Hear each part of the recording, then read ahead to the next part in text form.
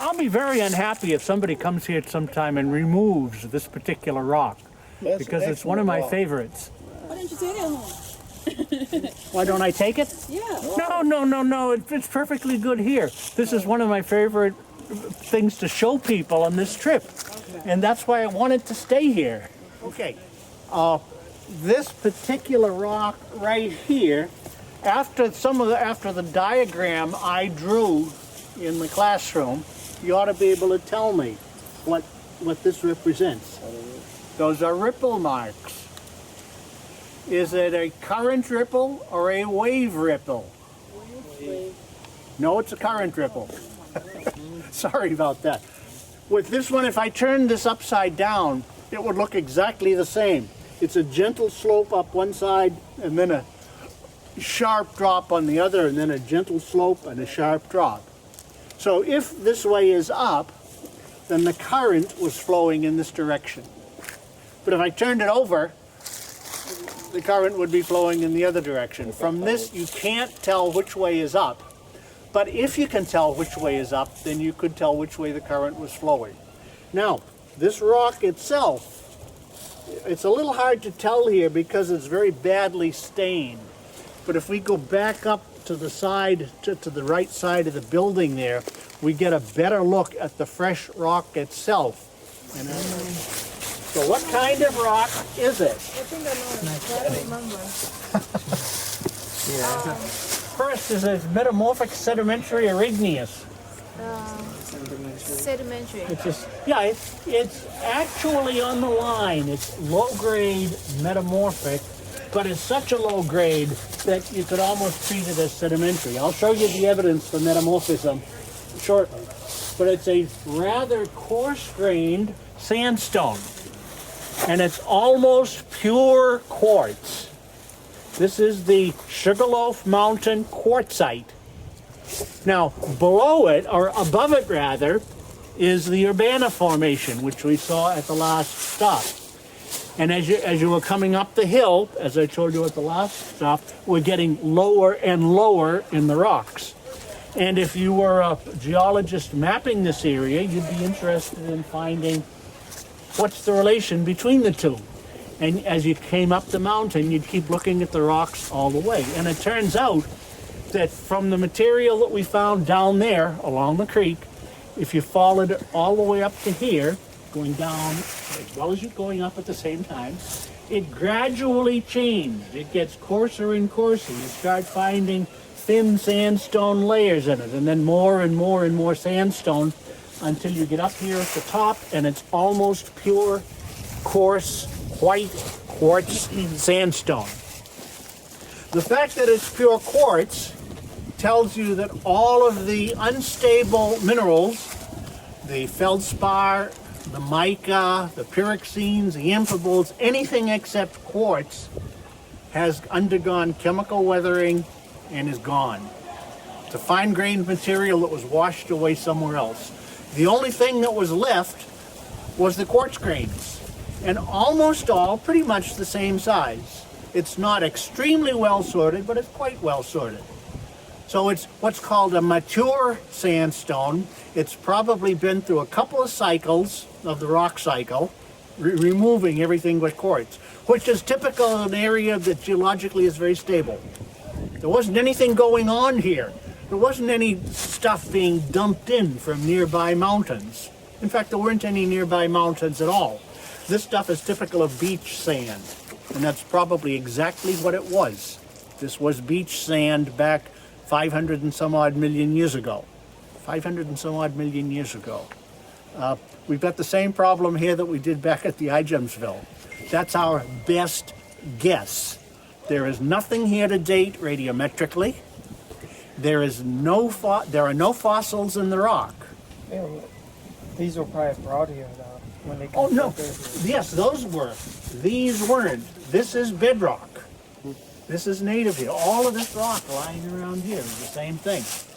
Now, here's why they think that it's about 500 million years old. If you cross the valley here, and we'll take a look at the view there, go to the other side of the valley, you can see the Blue Ridge just across the valley. And in the Blue Ridge, there is rock that looks almost exactly like this. Matter of fact, we'll see it towards the end of the field trip. It's separated by a couple of different faults. But the guess is, and the best guess, is that it really is the same rock. Now, there's no fossils in it there either. However, just a short distance above it, you do find fossils. And with no break in the rocks between the similar quartzite over there and the rocks a few hundred feet above it, the best guess is that it's not too much older in age, and the rocks that do have fossils have 500 plus million year old fossils. So again, we're making our best guess. We have nothing here. We're first making a guess that is the same as the quartzite over there on the Blue Ridge, and then we're making a guess that if you go up a couple of hundred feet, you're not changing too much in age. Those are two assumptions that are very, very difficult to prove. On the other hand, it's the best guess we've got. So if someone comes up 50 years from now and proves that this is really 700 million years old, there'll be a little bit of surprise among geologists, but no real astonishment at all. There's a very good example of this up in the Boston Basin where I went to school. I went to school in the Boston area. And there are two big sedimentary basins up there, one around Boston itself, and one just to the south in southern Massachusetts and Rhode Island. They're separated by only a couple of miles. And the rocks in Rhode Island and southeastern Massachusetts have good fossils in them, showing that those rocks are about 275 million years old. The rocks in the Boston Basin are very similar. Couldn't find any fossils in those, but make the guess that since the rocks are so similar and so close, that they're the same age. It turns out they're about 600 million years old. They just happen to look like the rocks in the basins of the south. They are completely unrelated. What's a million years? Well, in this particular case, it's more like 300 or 400 million. But I mean, what's 300 or 400 million? You know, a few hundred million here, a few hundred million there. Eventually, you're talking about quite a bit of time.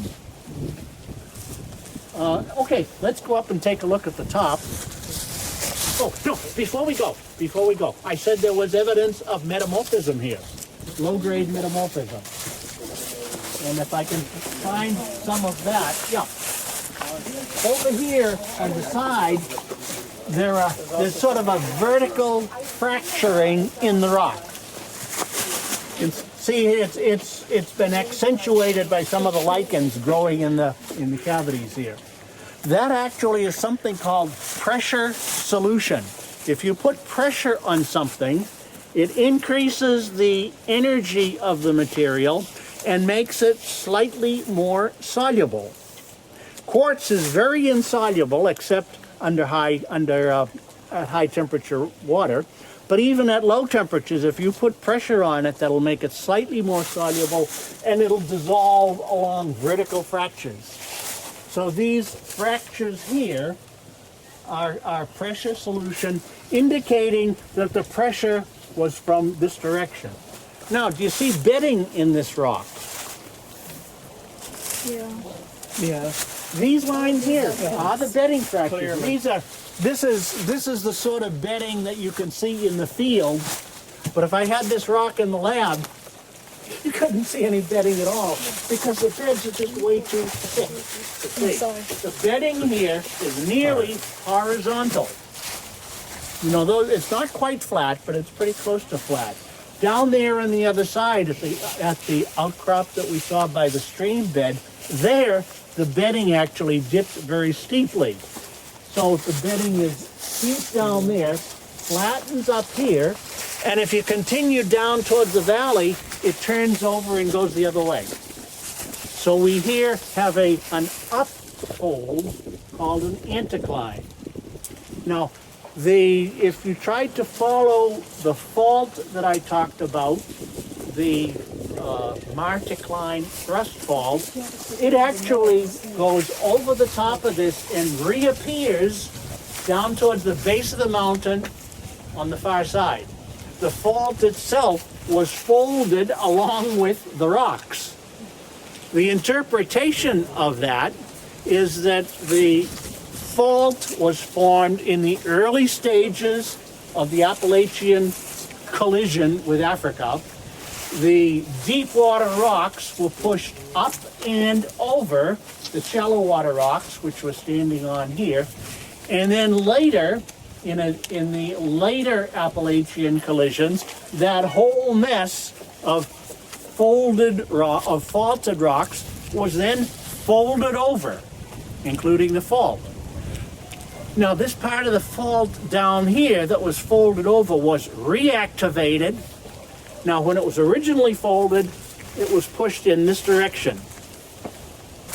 Now that it's been folded and you're getting pressure from the same direction, it was activated again in the reverse direction. This is comparatively simple here. You get the rocks over in the Potomac terrain over by Washington. It's much, much more complicated there. There you get faults that are folded, and then the folds are refolded, and then you fault it again and try folding it again. And then you push in some igneous rocks in it so you can get a date on it. I would show you that, except that we can't do all of that in one field trip. Now, let's go up to the top, take a look at the view, and you can get a large...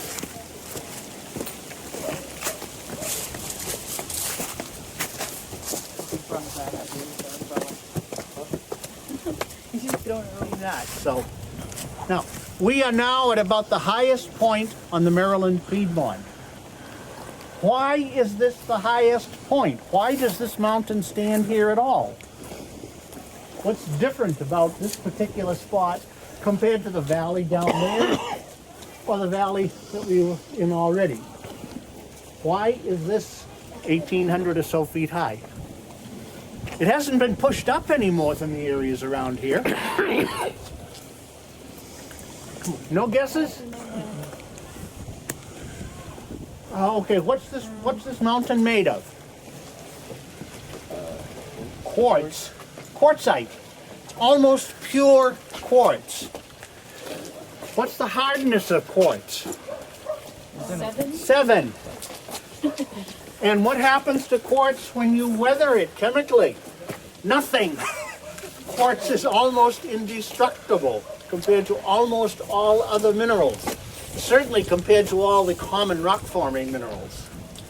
So in the millions of years that have gone on since this whole area was disturbed, this has been sitting here undergoing weathering and erosion.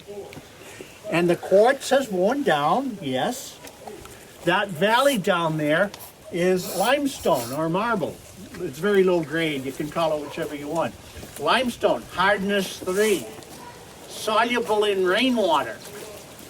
It has worn down a lot more. And that's the reason that it's a valley there and a mountain here. It's just a matter of this being the hardest rock in the area, sort of the last man standing in a way. It's simply an erosional, it's left as an erosional mountain. Now, that valley down there is the Frederick Valley. It's underlain partly by limestone, partly by sandstone. We're going to get to see both. And on the far side is the Blue Ridge. It's actually a double ridge, and you can see both of the ridges from here. That first ridge on the skyline is quartz sandstone, very much like the sandstone here, and it may indeed be the same rock. Except that we can't connect it because there's a fault in between. The valley beyond is the Middletown Valley. It's underlain by metamorphosed basalt and gneiss. It's not as resistant as the quartz sandstone, and so it has eroded to be a valley. And the ridge on the far skyline is that same sandstone again. Again, we're looking at a fold, an upfold called an anticline. And the sandstone, quartz sandstone, is exposed on both sides of the anticline with the more easily eroded rock in the middle, and so it has eroded out to form a valley. So do you have some picture of the geometry here? Now here, the sandstone is at the crest of the mountain. If we wore it down a little bit further, there might be softer rock underneath, in which case the mountain would go away. We'd have ridges on either side, and this would be a valley. That's what happened over there. Okay, any questions? Are we going over there? Yes, we're gonna drop down in the valley there. Our next stop, we're going to look at the Frederick limestone or Frederick marble. It's called both, so you'll get to see that, and we'll also get to see some other stuff that I'll show you. And after that, we will get to look at the sandstone that records the opening of the Atlantic Ocean. At which time, then, we will have a break for ice cream. Okay? Geology class. All right.